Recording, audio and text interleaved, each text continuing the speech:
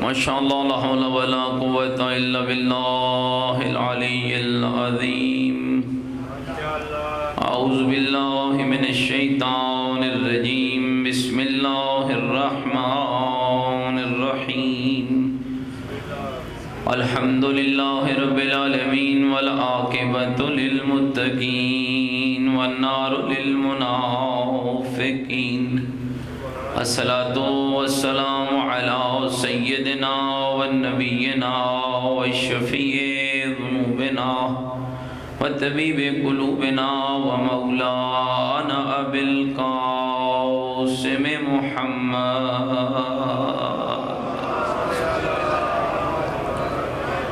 وآلہ الطیبین الطاہرین المعصومین المظلومین المنتجبین الذین اذهب اللہ عنہم الرجس وطہرہم تطہیرا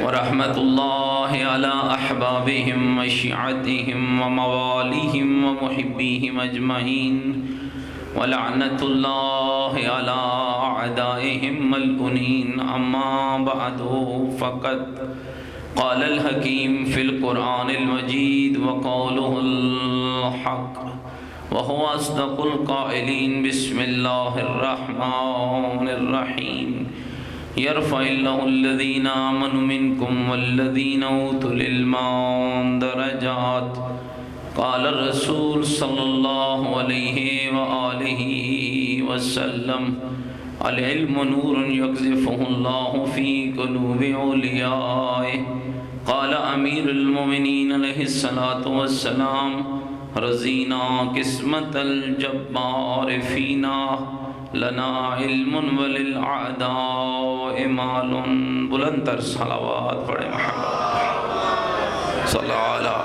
محمد نعرہ تکبیر نعرہ تکبیر نعرہ تکبیر نعرہ رسالت نعرہ رسالت نعرہ حیدری نعرہ حیدری حسینیت مل کے بولیں حسینیت اپنے ایمان کا اعلان کریں حسینیت عقیدوں کا اظہار کریں حسینیت نیکیوں کا وعدہ کریں حسینیت سیرت آل محمد علیہ السلام پر چلنے کا عہد کریں پوری طاقت سے جواب دیں حسینیت قرآن والے بیت سے محبت کا دم بھریں پوری جرت سے جواب دیں حسینیت یزیدیت یزیدیت یزیدیت بلند تر صلوات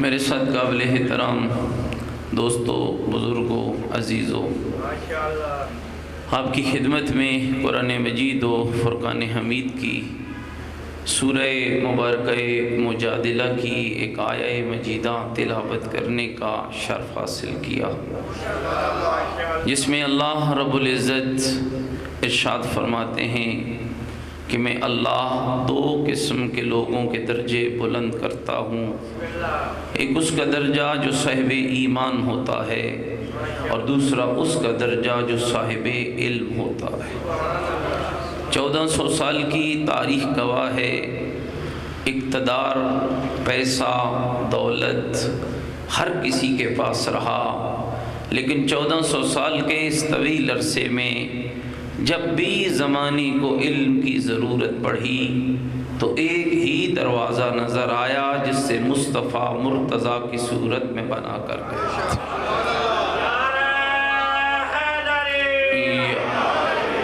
میرے دوستو یاد رکھیے گا آپ کے مکتب کا معیار کل بھی علم تھا آپ کے مکتب کا معیار آج بھی علم ہے آپ کی شناخت اور پہچان کل بھی علم تھی آپ کی شناخت اور پہچان آج بھی علم ہے اس لیے میرے مولا علی نے فرمایا تھا جب کمیل نے پوچھا تھا کہ مولا علم اور مال میں فرق کیا ہے فرمایا کمیل سب سے بڑا فرق یہ ہے کہ مال خرچ کرتے ہو تو ختم ہو جاتا ہے، علم خرچ کرتے ہو تو اضافہ ہوتا ہے۔ مولا کچھ اور بتائیے، فرمایا مال اکٹھا کرو گے تو محافظ رکھنا پڑے گا، اور علم کا کمال یہ ہے کہ تم علم حاصل کرتے جاؤ گے، علم خود تمہاری حفاظت کرتا چلا جائے گا۔ اور نہج البلاغہ اس بات پر شاہد ہے کہ میرے مولا متقیان نے فرمایا ہلک خزان الاموال وہم احیاء، مالوں کو جمع کرنے والے ہلاک ہو گئے، مردہ ہو گئے، در حالانکہ وہ زندہ ہیں۔ العلماء باقون ما باقی الدہر، عالم اس وقت تک زندہ رہتا ہے جب تک زمانہ باقی رہتا ہے۔ 1400 سال گزر گئے، آپ سارے سوچا کیجئے ان باتوں پر، اقتداروں کو اکٹھا کرنے والے کہاں گئے؟ بیت المال کو لوٹنے والے کہاں گئے؟ حکومتوں کے بھوکے کہاں گئے؟ اقتداروں پہ قبضہ کرنے والے کہاں گئے؟ کرسی اقتدار پہ بیٹھنے والے کہاں گئے؟ بڑی بڑی ریاستوں کے مالک، بادشاہ، وزیر اعظم اور صدر کہاں گئے؟ اور پھر یہ بھی سوچا کیجئے کہ علم والے کہاں گئے؟ 1400 سال گزر گئے، اقتدار والے کا نام زندہ نہیں، لیکن علی کے ابو ذر کا نام زندہ ہے۔ کس؟ اللہ اکبر،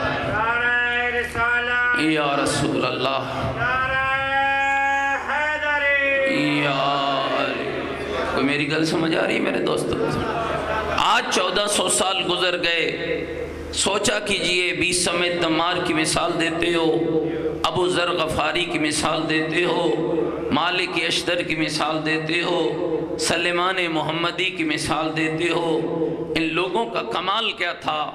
ان کے پاس اقتدار نہ تھا، ان کے پاس دولت نہ تھی، لیکن سب سے بڑی دولت جو میرے رب نے انہیں عطا کی تھی، جو کسی شہنشاہ کے دروازے سے نہیں، علی ابن ابی طالب کے دروازے سے ملی تھی، اور اس دولت کا نام علم و عمل تھا کہ ان ہستیوں نے 1400 سال گزرنے کے بعد آج تیرے بچے بچے کی نام زبان پہ ان کا نام زندہ ہے، اور اس لیے زندہ ہے کہ علم وہ کمال رکھتا ہے، تم چلے بھی جاؤ تمہارا نام بھی باقی رہتا ہے، تمہارا کام بھی باقی رہتا ہے۔ اور آئیے الحمدللہ اپنے مکتب کا تجزیہ کیجئے۔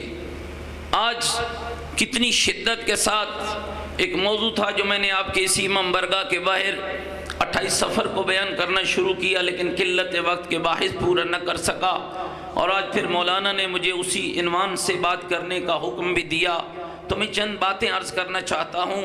1400 سال گزر گئے، جتنا مضبوط سسٹم آپ کے مکتب کے پاس ہے اتنا کسی کے پاس نہیں ہے، اور آپ کا دشمن بھی سب سے بڑی ضرب اسی سسٹم پہ لگانا چاہتا ہے، اسی موضوع پہ لگانا چاہتا ہے۔ امام زین العابدین علیہ السلام واقعہ کربلا کے بعد، ہمارے ہاں تو اصل بیان ایسا ہوتا ہے کہ شاید ہم سمجھتے ہیں کہ واقعہ کربلا کے بعد حالات بدل گئے، وگرنہ دوستو تاریخ کے اوراق کو پلٹیے، حالات بدلے نہیں، سخت ہوئے۔ دفعہ 144 نافذ ہوا، مولا زین العابدین کو 2 یا 2 سے زیادہ بندوں کے درمیان بیٹھ کر گفتگو کرنے کی اجازت نہ تھی، واعظ و خطبہ تک دینے کی اجازت نہ تھی۔ کبھی آپ نے سوچا ہے بابا بھی مارا گیا، بھائی بھی مارے گئے، چچا بھی مارا گیا، بابا کے یارو انصار بھی مارے گئے، اور یہ مکتب اہل بیت آپ تک کیسے پہنچا؟ کون سا طریقہ تھا جو آپ کے معصوم امام نے اختیار کیا؟ تو مورخین نے لکھا ہے کہ جب ظالم سماج اور ظالم اقتدار اور ظالم دشمن نے آپ کے امام پر یہ پابندیاں لگائیں، آپ کے امام نے سب سے خوبصورت کام کیا۔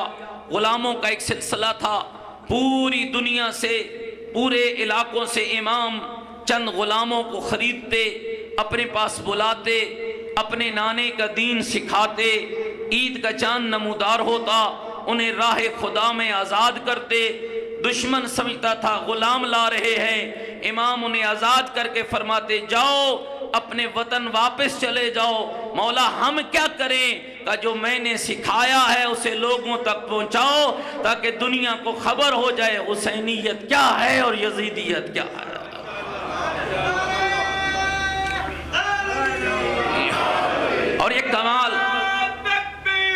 اللہ اکبر، نعرہ رسالت، یا رسول اللہ، نعرہ حیدری، یا پر محمد آل محمد بلند الصلوات۔ اللہم صلی علی محمد وآل محمد۔ متوجہ بیٹھے میری بات ہو؟ اور الحمدللہ، اور مجھے آپ کے امام کا ایک فرمان بھی یاد آ گیا، علماء کی موجودگی میں عرض کرتا ہوں، کیا آپ جتنے اس وقت آئے بیٹھے ہیں 7 بلاک کے اس امام برگاہ میں، کیا آپ نہیں چاہتے کہ ساری دنیا شیعہ ہو جائے؟ کہ جتنے علماء، فضلاء، مومنین آپ یہاں تشریف فرمائیں، کیا آپ کی خواہش نہیں ہے؟ ہاں، ہمارے ممبروں پہ تو بیان ہوتا ہے گلی گلی حسین ہونا چاہیے، نگر نگر حسین ہونا چاہیے، خواہش ہے، لیکن کبھی سوچا کہ اس خواہش کی تکمیل کے لیے کرنا کیا ہوگا؟ کیسے نگر نگر یہ نظریہ اہل بیت پہنچے گا؟ کیسے کس طریقے اور کس انداز سے؟ آپ کے چوتھے امام نے فرمایا تھا فَإِنَّ النَّاسَ لَوْ عَلِمُوا مَحَاسِنَ كَلَامِنَا لَاتَّبَعُونَا۔ فرمایا جس دن دنیا ہم آل محمد کے کلام کی خوبصورتی سے آگاہ ہو گئی، اسی دن دنیا ہماری اتباع کرنا شروع کر دے۔ آج جتنی خرابیاں ہیں اس کا ایک سبب یہ ہے، نہ ہمارے ممبروں سے یہ بات پہنچ رہی ہے، نہ ہمارے یہاں کوئی ایسا سسٹم ہے۔ یاد رکھو میرے دوستو، علم ہے آپ کی میراث۔ آپ کے معصوم نے فرمایا علم ہوگا تو زندگی ہے، العلم حیات والجہل ممات۔ فرمایا علم زندگی ہے اور جہالت موت ہے۔ اور اللہ نے اتنے خوبصورت سسٹم آپ کے مکتب کو عطا فرمائے ہیں۔ یہ جو آج علماء آتے ہیں اور ہماری حالت اظہار یہ ہوتی ہے، چلو بھئی اب مولوی صاحب آگئے ہیں، تھوڑا تھکیڑا اتار لیتے ہیں، چلو جی آج تو مولوی صاحب پڑھنا ہے، اس مجلس میں جا کے کیا کرنا ہے؟ سنیے اپنے پیغمبر کا فرمان، فرمایا جب محشر کا میدان سجے گا، اللہ کے حضور، اللہ کی محشر میں ایک عابد حاضر ہوگا، آواز پروردگار آئے گی، نعم الرجل، بہت اچھا مرد ہے، ادخل الجنہ، جا جنت میں داخل ہو جا۔ کہا وہ عابد دوڑتا ہوا جنت میں چلا جائے گا، تھوڑی دیر نہ گزرے گی کہ اسی محفل میں ایک فقیہ آل محمد آئے گا، ایک عالم آل محمد آئے گا، آواز پروردگار آئے گی، کف یا عالم، اے عالم تو رک جا، اے عالم تو ٹھہر جا۔ یہ سوچنے کی بات ہے، عالم کا مقام کیا ہے، عابد کا مقام کیا ہے؟ 70 سال کی عبادت یا 70,000 سال کی عبادت ایک طرف ہے، عالم کا ایک لمحہ فکر کرنا ایک طرف ہے۔ پیغمبر مسجد نبوی میں داخل ہوئے، 2 گروہ بیٹھے تھے، ایک علماء کا گروہ، فقہا کا گروہ، ایک عابدین کا گروہ۔ عبادت والے عبادت کر رہے، علم والے غور و فکر کر رہے۔ فرمایا دونوں اچھی ہیں، یہ کہہ کر زہرا کے بابا اس محفل میں بیٹھے جہاں علم والے بیٹھے ہوئے تھے، جہاں دین میں سوجھ بوجھ پیدا کرنے والے بیٹھے ہوئے تھے، جہاں تفقہ فی الدین کرنے والے بیٹھے ہوئے تھے، اور اس وقت بیٹھ کے فرمایا عابد کی 70,000 سال کی عبادت ایک طرف ہے، عالم کا دین خدا میں فکر کرنا ایک طرف ہے۔ تو میں پوچھ سکتا ہوں میرے مالک، جس کی 70 سال کی عبادت عالم کی ایک لمحے کا مقابلہ نہیں کر سکتی ہے، اس عابد کو تو آپ نے بڑی جلدی فرمایا جا تو جنت میں چلا جا، نعم الرجل بھی فرما دیا ہے، لیکن اس عالم کو کیوں روکا ہے؟ جب حدیث کا اگلا ٹکڑا پڑھا، تھوڑی دیر رکنے کے بعد پھر خدا کی آواز آئے گی، اے عالم تجھے اس لیے میں نے روکا ہے، تو اکیلا جنت میں نہ جا، جس نے تیرے علم سے فائدہ اٹھایا ہے اس کا ہاتھ پکڑ، اسے بھی جنت میں لے جا، خود بھی جنت میں چلا۔ اللہ اکبر، یا رسول اللہ، یا علی، توجہ فرما رہے میری گزار۔ اور یاد رکھنا میرے دوستو، الحمدللہ آج بڑی ایک آوازہ اٹھ رہا ہے، اور بالخصوص آپ کی نوجوان نسل کو اس سوشل میڈیا کا استعمال اچھا کیجئے، اپنے بچوں کو چیک کیجئے، اسی ذریعے آپ کی نسل کو بگاڑا جا رہا ہے، اسے بگاڑنے کے بجائے سنوارنے کا ذریعہ بنائیے۔ یہ سب سے بڑا جو طوفان بدتمیزی اٹھا ہوا ہے، نظام مرجعیت کے خلاف، اجتہاد کے خلاف، فقہا کے خلاف، یہ کہاں سے بن گئے؟ ہم تو امام زمانہ کی تقلید کرتے ہیں، اس سادے بیچارے کو پتہ ہی نہیں ہے امام کی بیعت ہوتی ہے، امام کی تقلید نہیں ہوتی ہے، اور بیعت کے لیے حاضر ہونا بھی ضروری نہیں ہے، غائب ہو تب بھی بیعت ہوتی ہے۔ میرے چوتھے امام سے جابر جوفی نے پوچھا تھا، مولا 12واں تاجدار ولایت پردہ غیبت میں چلا جائے گا؟ ہاں چلا جائے گا۔ مولا غیبت کتنی طولانی ہوگی؟ فرمایا بہت طولانی ہوگی، اتنی طولانی ہوگی کہ لوگوں کو خوب آزمایا جائے گا۔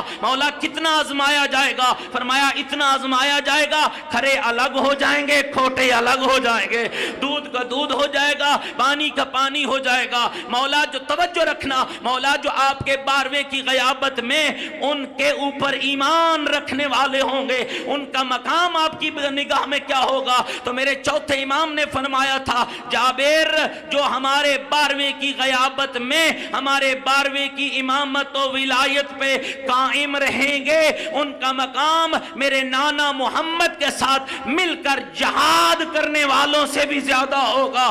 سوالی حیران ہو کر کہتے ہیں، مولا ایسا کیوں ہے؟ فرمایا جابر اس لیے ہے، جنہوں نے میرے نانے محمد کے ساتھ مل کر جہاد کیا ہے، پہلے میرے نانے کو دیکھا ہے، پھر میرے نانے کو سنا ہے، پھر میرے نانے کو مانا ہے، پھر میرے نانے کے ساتھ مل کر جہاد کیا ہے، اور یہ وہ لوگ ہیں یؤمنون بالغیب، جو غیب پر ایمان رکھتے ہیں، جنہوں نے نہ دیکھا، جنہوں نے نہ سنا، لیکن اتنا پکا عقیدہ ہے۔ تو میرے دوست یاد رکھنا، کہا جاتا ہے جی ہم تو امام کی تقلید کرتے ہیں، اور میرے بھائیوں میں ایک چھوٹا سا تجزیہ ہے جو آپ کی خدمت میں عرض کر، سارے متوجہ بیٹھے میری باتوں پر، ایک چھوٹا سا تجزیہ، اور بالخصوص اپنے نوجوانوں کو متوجہ کرنا چاہتا ہوں۔ یاد رکھنا، الحمدللہ سید ہوں اور طالب علم ہوں، اور پوری ذمہ داری سے کہہ رہا ہوں، عزاداری بھی ہماری ہے، ولایت بھی ہماری ہے، اور نظام مرجعیت بھی ہمارا ہے۔ نہ ہم ولایت کے بغیر رہ سکتے ہیں، نہ عزاداری کے بغیر رہ سکتے ہیں، اور نہ نظام مرجعیت کے بغیر رہ سکتے ہیں۔ اور یاد رکھنا، یہ کوئی الگ سے بنایا ہوا نظام نہیں ہے۔ نظام مرجعیت حقیقت میں غدیر خم سے پھیلایا جانے والا وہی پیغام ہے جس کے ذیل میں رب نے 12ویں کی غیبت میں تجھے بکھرنے سے بچانے کے لیے ان مراجع کو تیرا سرپرست بنایا۔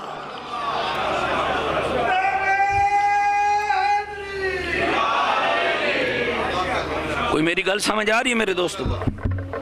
مل کے صلوات پڑھیں محمد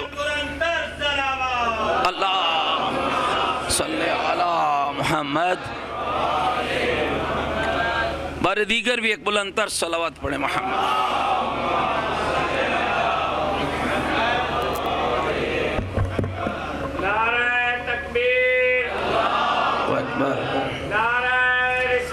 یا رسول اللہ، یا علی، متوجہ بیٹھے میری بات۔ الحمدللہ یاد رکھنا بھائی، نہ ہم ولایت کے باغی ہیں، نہ عزاداری کے باغی ہیں، اور ہمارا عقیدہ ہے ولایت آل محمد، ہمارا عقیدہ ہے، اسی پر ہمارے اعمال کی قبولیت کا دار و مدار ہے۔ میرے 5ویں امام نے فرمایا تھا، بنی الاسلام علی 5، اسلام کی بنیاد 5 چیزوں پر ہے، ایک نماز ہے، دوسرا روزہ ہے، تیسرا حج ہے، چوتھی زکوٰۃ ہے، اور 5ویں محمد و آل محمد کی ولایت ہے۔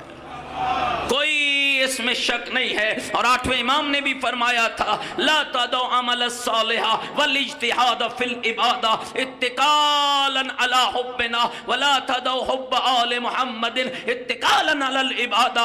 اے شیعان حیدر قرار، اپنے 8ویں امام کے فرمان کو سن لیجئے گا۔ میرے مولا نے فرمایا تھا، ہمارے شیعہ عمل صالح نہ چھوڑ دینا، نیکی کی کوشش نہ چھوڑ دینا، ہماری محبت کے بھروسے پر، اور ہماری محبت نہ چھوڑ دینا اپنے عمل کے بھروسے پر۔ کیوں؟ فرمایا یاد رکھنا، عمل کے بغیر ہماری ولایت قبول نہیں، اور ہماری ولایت کے بغیر تیرا عمل قبول نہیں ہے۔ لازم لازم و ملزوم ہے، اور الحمدللہ عزاداری بھی ہماری ہے۔ جائیے، یہ کہ آپ کے مراجع کے فرامین نہیں ہے۔ کوئی کہتا ہے جس طرح مچھلی پانی کے بغیر زندہ نہیں رہ سکتی، ہم عزاداری حسین کے بغیر زندہ نہیں رہ سکتے، اور یہ آپ کا مرجع ہی تو تھا خمینی یہ بت شکن، جس نے کہا تھا جو ہاتھ غم حسین میں اٹھتا ہے اور سینے پہ لگتا ہے وہ چومے جانے کے لائق ہوتا ہے۔ لیکن اتنا سمجھانا تو ہماری ذمہ داری ہے نا میرے بھائیو، مال امام جو کھایا ہے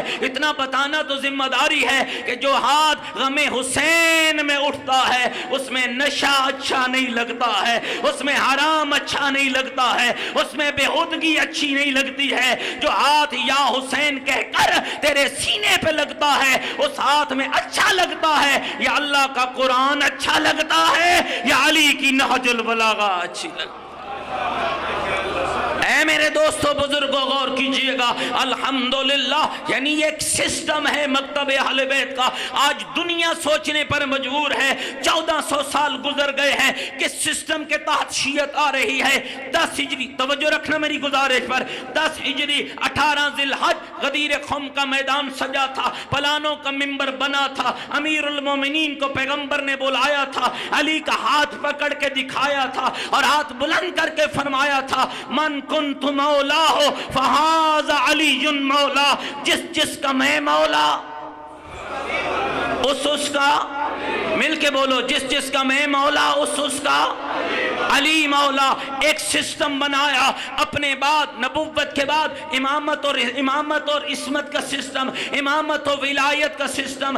رب نے انسان کی ہدایت کے لیے 2 پاکیزہ راستے بنائے ہیں، ایک کا نام نبوت و رسالت رکھا ہے، ایک کا نام امامت و ولایت رکھا ہے۔ پیغمبر خدا پہ نبوت ختم ہو گئی ہے۔ کسی پڑھنے والے نے کیا کمال جملہ کہا ہے، کہا 1400 سال گزر گئے ہیں، جب بھی دنیا نے نبوت کا دعویٰ کیا ہے اسی نے کیا ہے جو غدیر خم کا منکر تھا، اور الحمدللہ جنہوں نے 18 ذی الحج 10 ہجری ولایت علی پر ایمان رکھا ہے انہوں نے کبھی بھی نبوت کا دعویٰ نہیں کیا ہے، اس لیے کہ ان کو بتا دیا گیا ہے نبی کی نبوت ختم ہو چلی ہے، علی کی ولایت شروع ہو چلی۔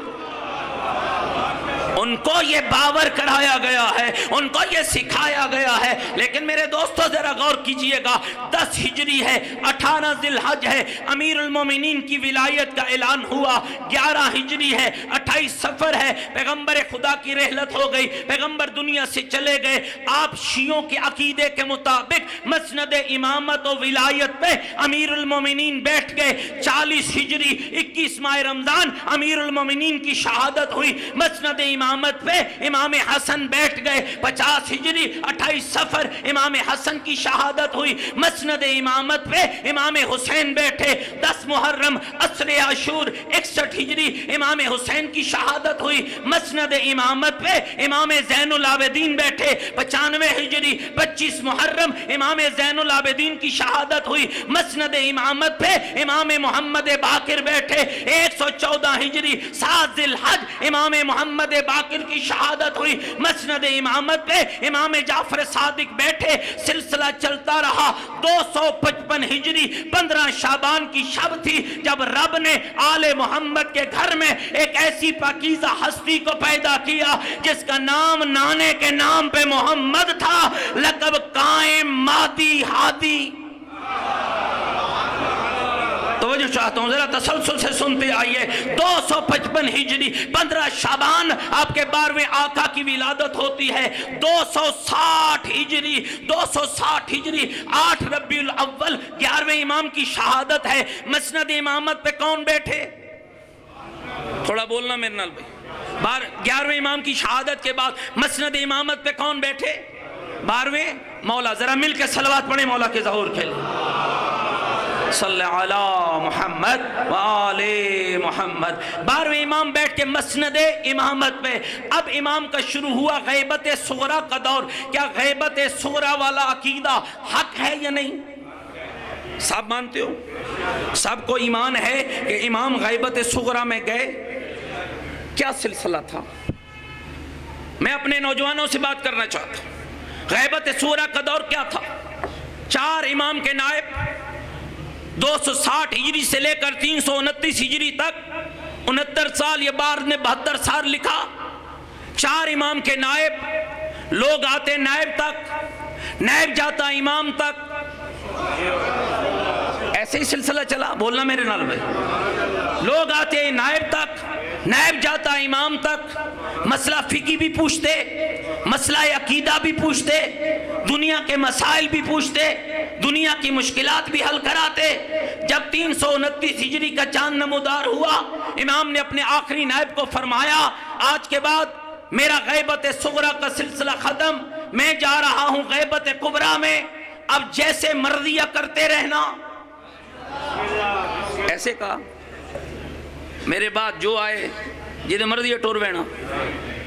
اور جی چھڑو اسی کی اسی تے اپنا عقیدہ بنا. سب سے بڑی غلاظت، یہ سب سے بڑا جرم ہے جو منبر حسین پہ آکے کہے جناب ہر کسی کا اپنا اپنا عقیدہ ہے. مومنوں اس برائی کے خلاف جہاد کرو، کسی کا اپنا اپنا عقیدہ نہیں ہے. جب محمد جیسے نبی کو اپنا عقیدہ بنانے کا اختیار نہیں ہے، علی جیسے ولی کو اپنا عقیدہ بنانے کا اختیار نہیں ہے، تو کسی اور کو کیا اختیار ہے؟ تجھے میں بتاتا ہوں عقیدہ کیا ہے. رب بناتا ہے، جبریل لایا ہے، مصطفیٰ نے پہنچایا ہے، علی نے پھیلایا ہے، حسین ابن علی نے بچایا.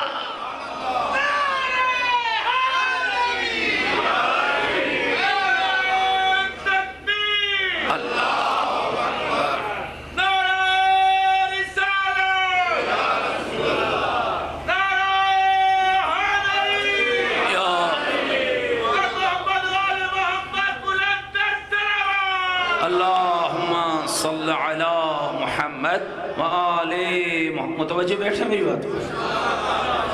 کیا مولا علی کا عقیدہ اور تھا، پیغمبر کا عقیدہ اور تھا، امام حسن کا عقیدہ اور تھا.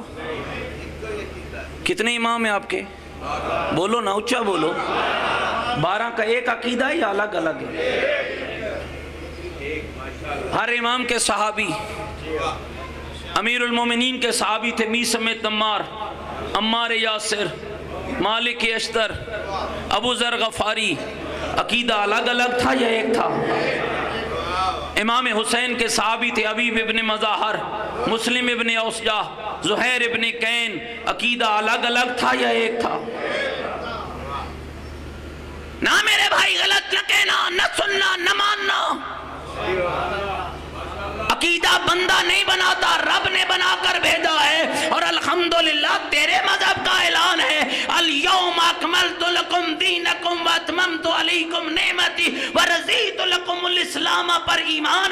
جیسے تیرے مکتب کا ہے کسی اور کا نہیں ہے، تو پھر یہ وبا کہاں سے پھوٹ پڑی ہے کہ آج ابھی 1400 سال گزر گئے، دین کامل ہو گیا، نعمتیں تمام ہو گئی، پھر یہ نئی باتیں کہاں سے؟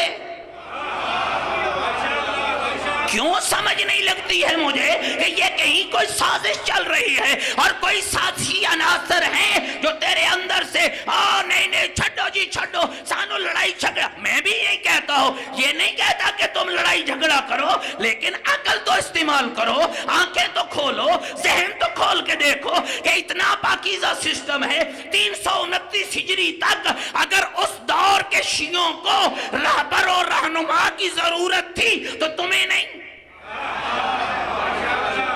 اور یہ بھی یاد رکھیے گا دوستو، ایسا نہیں ہے. حضرت امام جعفر صادق علیہ السلام، بلند تر صلوات پڑھے مولا کی ذات.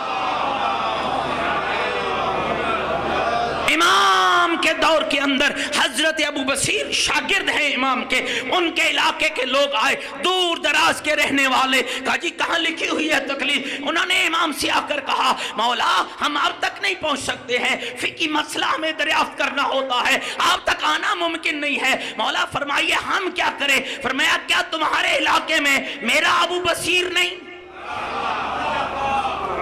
کیا تمہارے علاقے میں میرا ابو بصیر نہیں؟ ہاں مولا وہ تو ہیں. تو فرمایا پھر جاؤ ابو بصیر سے پوچھ لیا کرو. میں جعفر صادق تمہیں وعدہ کرتا ہوں جو ابو بصیر بتائے گا وہ ہمارا کلام ہوگا. مرجع کون ہے؟ یاد رکھو 329 ہجری امام چلے گئے غیبت کبریٰ میں. آج ہے 1443 ہجری، 1114 سال. کوئی میری گل سمجھ آ رہی ہے؟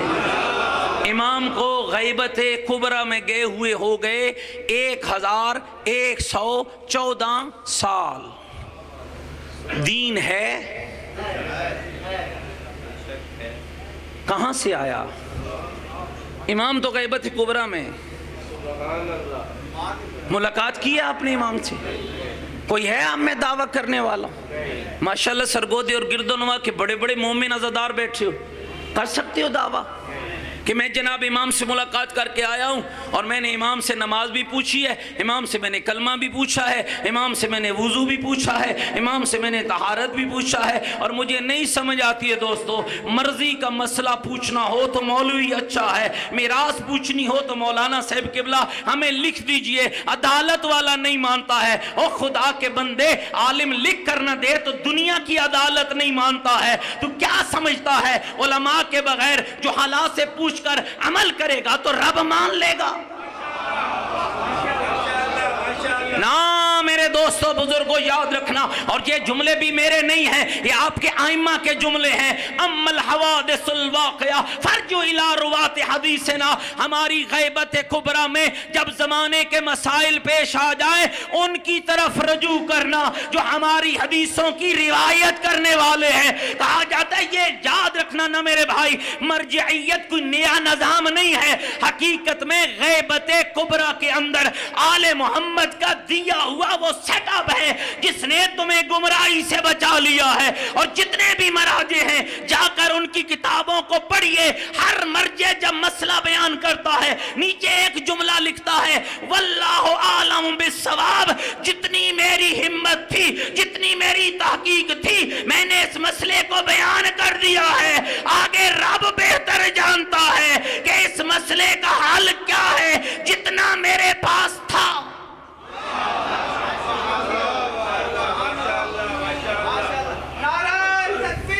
اللہ اکبر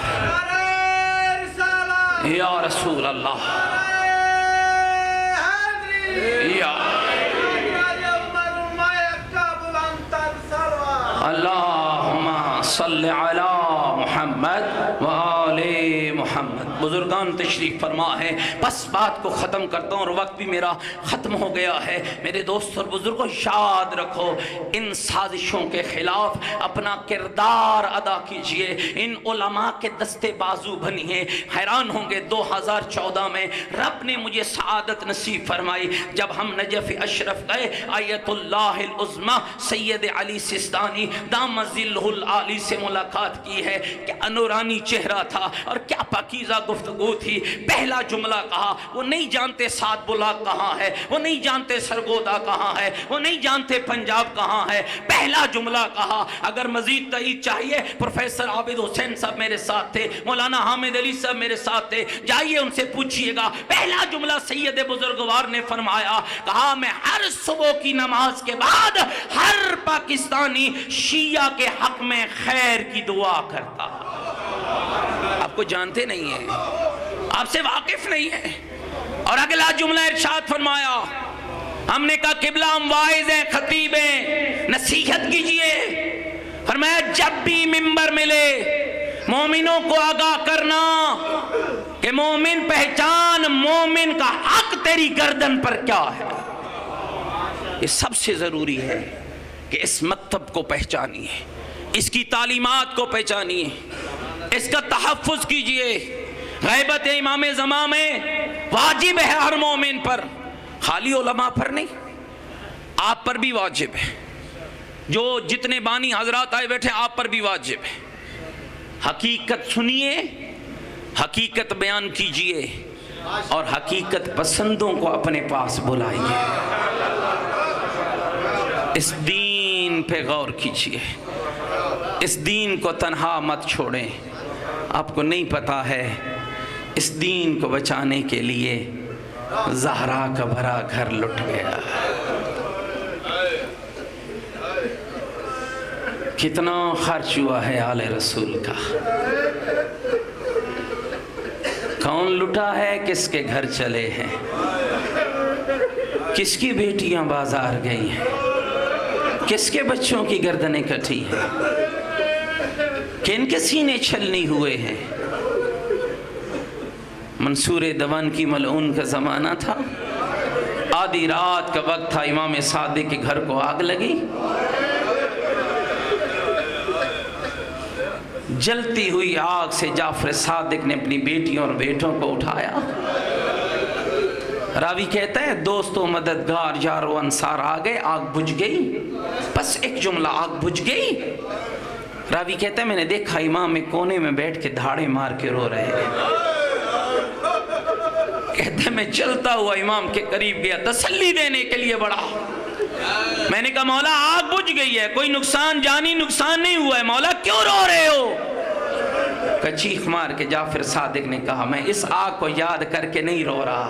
مولا پھر کون سی آگ یاد آ گئی؟ کہا شام غریباں کی وہ آگ مجھے یاد آ گئی ہے جسے لگانے والے تھے بجھانے والا کوئی۔ استاد العلماء کے حوالے سے ایک مشہور جملہ ہے جو بزرگان پڑھتے ہیں، سید العلماء فرمایا کرتے تھے 4 وقت ایسے ہوتے ہیں، عورت اکیلی ہونا، مر جانے کا خوف ہوتا ہے۔ کون سے 4 وقت؟ فرمایا پہلا وہ وقت جب کسی گھر کو آگ لگ جائے، دوسرا وہ وقت جب کہیں زلزلہ آ جائے، تیسرا وہ وقت جب کہیں آندھی چل پڑے، اور چوتھا وہ وقت جب کسی گھر کو کوئی لوٹنے آ جائے۔ پھر سید رو کے فرماتے تھے میرا سلام ہو علی کی بیٹیوں پر جن پہ چاروں مصیبتیں اکٹھی آئی ہیں، آگ بھی لگی ہے، لوٹنے والے بھی آئے ہیں، زلزلہ بھی آیا، آندھیاں بھی چلی، اور لوٹنے والے لوٹ لوٹ کے کہتے تھے لوٹو تبرکات علی و بطول کو، قیدی بنا کے لے چلو اولاد رسول کو، علی لعنت اللہ علی القبر۔